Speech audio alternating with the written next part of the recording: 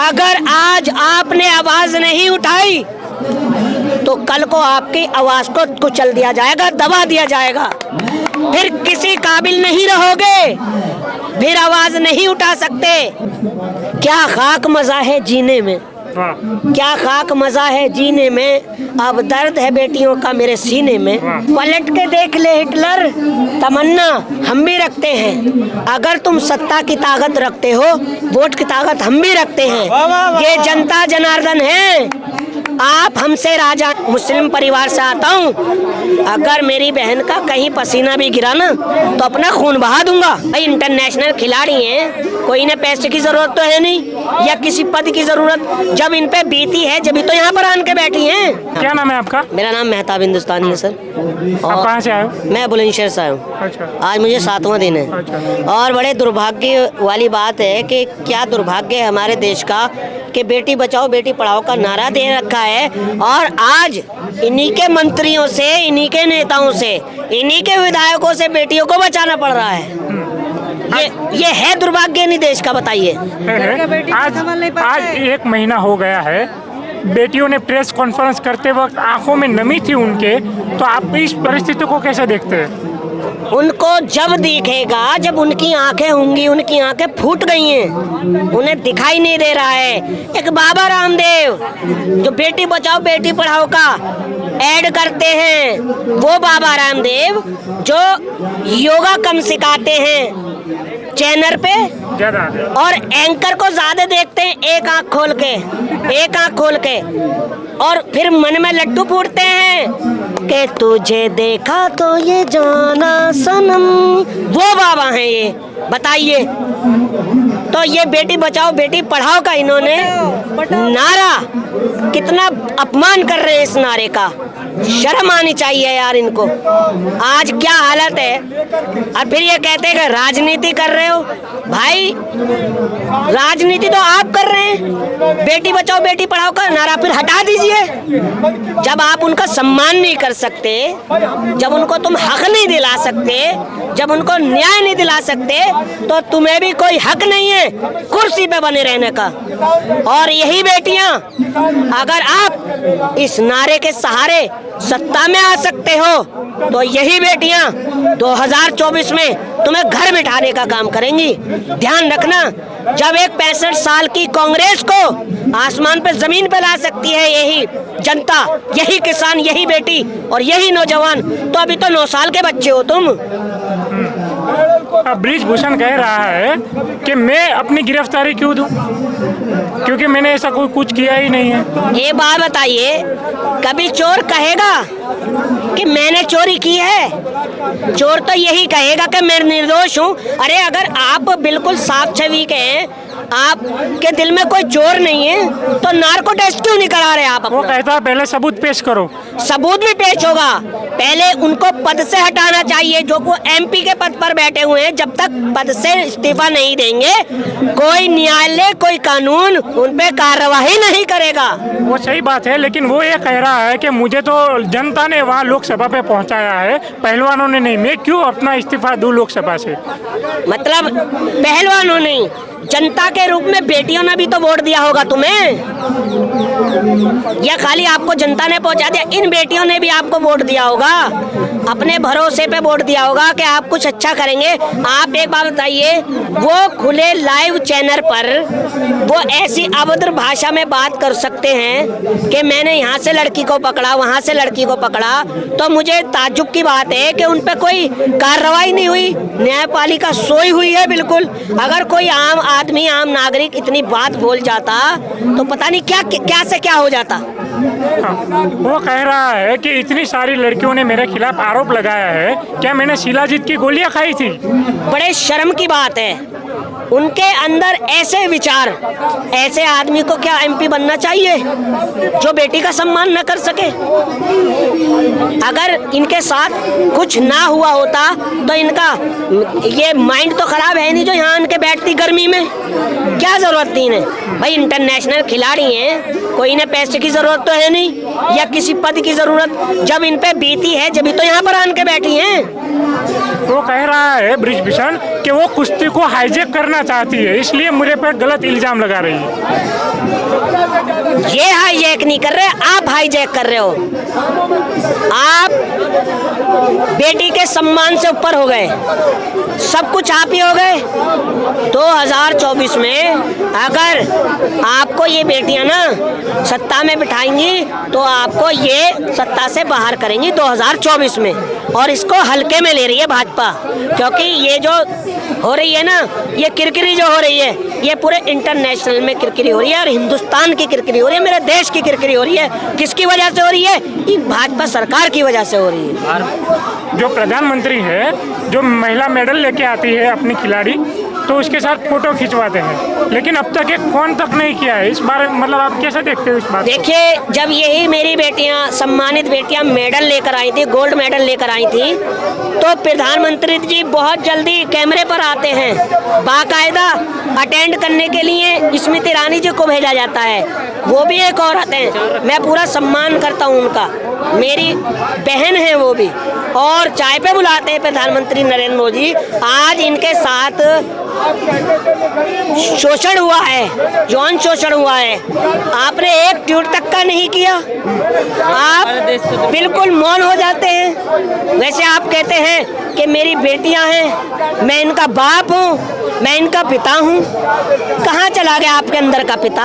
कहाँ चला गया आपका बाप? और एक बृजभूषण शरण सिंह है जो ये कहते हैं 15 रुपए का मेडल, आपकी नज़र में होगा वो 15 रुपए का मेडल। इन बेटियों के परिवार से पूछिए, इन बेटियों से पूछिए, 20 साल का परिश्रम, 20 साल की मेहनत, इनको पता है कि क्या कीमत है इस मेडल की।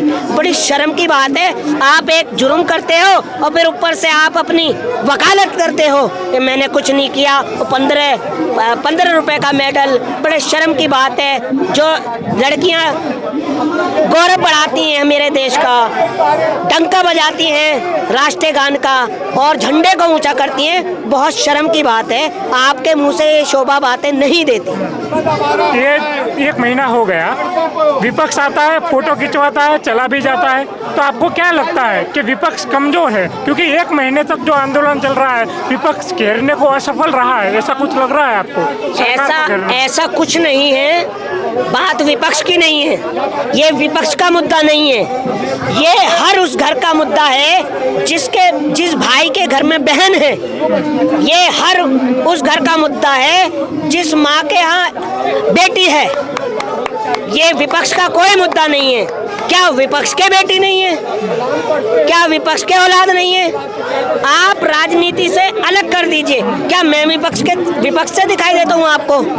मैं विपक्ष नहीं हूँ, ना मैं किसी पार्टी से हूँ। और सुनिए, मैं यहाँ राजनीति करने नहीं आया, या मैं आपके चैनल पे वायरल होने आया हूँ, क्योंकि मैंने अपने गिरेबान में झांका है, मेरे घर में भी बहन है, इसलिए मुझे एहसास है, दर्द है, इस वजह से आया हूँ अपनी बहन बेटियों के बीच में।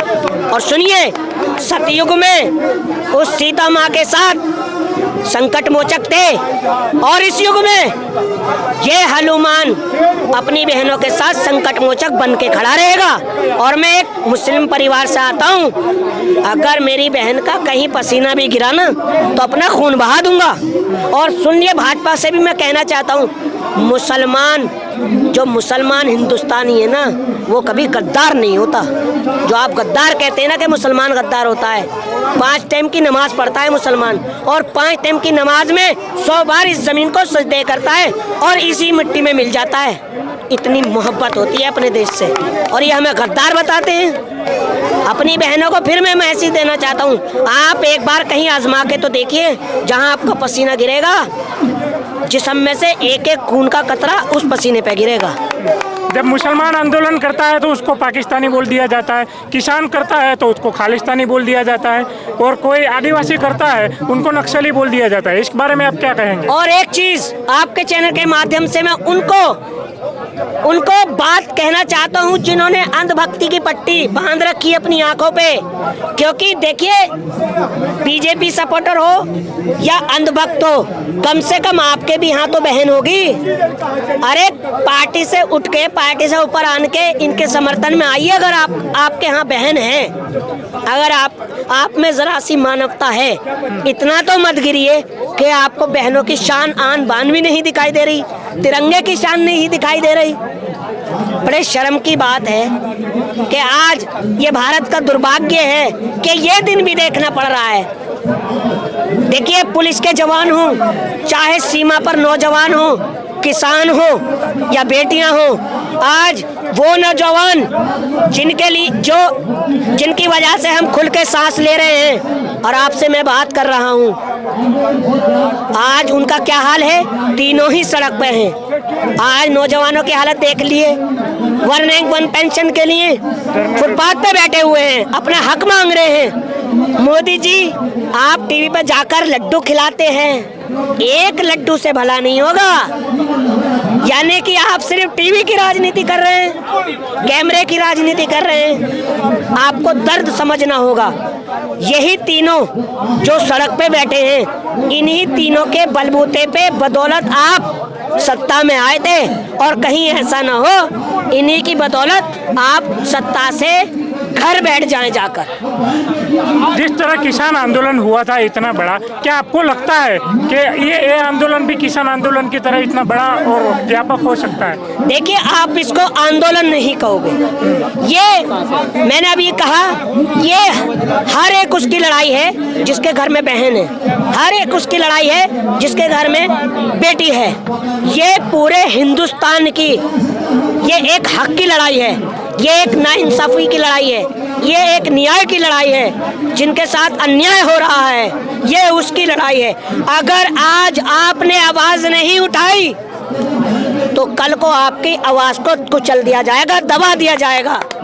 फिर किसी काबिल नहीं रहोगे, फिर आवाज नहीं उठा सकते। अंग्रेजों के टाइम में तो आपकी सुनवाई हो भी जाती थी, मगर जिस तरफ ये देश को ले जा रहे हैं राष्ट्रवाद की आड़ में, ये बहुत गलत तरफ ले जा रहे हैं। देखिए, ये सरकार क्या है? बाबा साहब अम्बेडकर साहब ने कहा था, उनकी भी जो लड़ाई थी मनुवाद के खिलाफ थी। वही सरकार, ये मनुवादी पार्टी है, वही पार्टी है, ये वही नीति अपना रहे हैं। क्या ये तोड़ वाली पार्टी है, जोड़ने वाली नहीं है। ये ठाकुरों को यादव से लड़ाना, मुस्लिम को दलित से लड़ाना, ये सिर्फ हिंदू मुस्लिम करने वाली पार्टी है। ये जाति में बांटने वाली पार्टी है। ये मंदिर मस्जिद पे लड़ाने वाली पार्टी है। और मैं आपके चैनल के माध्यम से जितने भी मेरे युवा और मेरी माताएं बहनें मुझको सुन रही हैं, मैं उनको मैसेज देना चाहता हूँ कि आप अपने बेटे को, देखिए, एक रोटी कम खाइए, अपने बेटे को जरूर पढ़ाइए। जब तक आप एक पढ़े लिखे पत्रकार हैं और पढ़े लिखे पत्रकार होगे और पढ़ा लिखा होगा, बच्चा पढ़ा लिखा होगा तो बहकाए में नहीं आएगा, किसी के बरगलाने में नहीं आएगा। समझ रहे मेरी बात मैं क्या कह रहा हूँ? आप किसी के बहकाए में नहीं आएंगे। और जब अनपढ़ होंगे तो कोई भी सरकार किसी मंच से आपको बहका सकती है। मेरा ये मानना है, और मैंने सुना भी है कि सिर्फ हंगामा खड़ा करना मकसद नहीं है, कोशिश है कि सूरत बदलनी चाहिए। बिल्कुल। हाँ, तो बुनियाद कैसे हिला सकते हैं ये 4 मांगों से? 2-3 देखिए, मांग तो ये है कि जो बेटियों को अपमानित किया है उनको सम्मान मिलना चाहिए, उन पे जो अन्याय हुआ है न्याय मिलना चाहिए, और उनको जो पद पे अभी तक एमपी के उनको रखा हुआ है उनको हटाना चाहिए। ऐसे व्यक्ति की ज़रूरत नहीं है जो बेटी का और किसान का, नौजवान का सम्मान ना कर सके, उसको कोई हक नहीं है, और उनको जेल में डालना चाहिए। और देखिए, ये सरकार जो है बिल्कुल गैर जिम्मेदाराना सरकार है, और मैं सिर्फ आपके चैनल के माध्यम से यही कहना चाहूँगा कि कोई भी अगर आप वोट करें तो इन बेटियों का चेहरा देख के ज़रूर वोट करें। कोई भी भाई या कोई भी माता या कोई भी बाप इन बेटियों का चेहरा देखकर वोट करेगा 2024 में। और इस देश को जो चला सकती है सिर्फ कांग्रेस चला सकती है, वो किसी के बस की बात नहीं। और मैं अपने शेर के साथ अपने विचार को विराम दूंगा। देखिए, क्या खाक मज़ा है जीने में, वाह, क्या खाक मज़ा है जीने में, अब दर्द है बेटियों का मेरे सीने में। और पलट के देख ले हिटलर, तमन्ना हम भी रखते हैं। पलट के देख ले हिटलर, तमन्ना हम भी रखते हैं। अगर तुम सत्ता की ताकत रखते हो, वोट की ताकत हम भी रखते हैं। ये जनता जनार्दन है, आप हमसे राजा हैं। ये मत सोचिए कि हम एक बार कुर्सी पे बैठ गए तो कुर्सी से उतरेंगे नहीं। समझ जाइए, अगर कुछ शाख बचानी है, वरना 2024 में झोला उठाने की तैयारी कर लीजिए, घर जाने की। लोग कह रहे हैं ईवीएम उसके साथ है, उनको कुछ नहीं होगा, वो तो 2024 में भी बने रहेंगे। उसका भी इलाज हो रहा है, उसका भी इलाज हो रहा है। एक भगवान ने, ईश्वर ने फरिश्ते के रूप में ऐसे जज भेजे हैं जो कि चंद्रचूड़ CGI जज हैं, क्योंकि आप हर किसी को खरीद सकते हो मगर सबको नहीं खरीद सकते। वो भी इसका इलाज करने जा रहे हैं। बैन होगी और ईवीएम पे बैन लगना चाहिए, क्योंकि ये लोकतंत्र की हत्या है। और ये गोदी मीडिया जैसे चैनल हैं जो पत्रकार हैं, उन पे भी बैन होना चाहिए। जब तक आप जैसे पत्रकार जिंदा है, इंसानियत जिंदा है, लोकतंत्र जिंदा है। जय भीम, जय हिंद, जय भारत। धन्यवाद भाई, थैंक यू।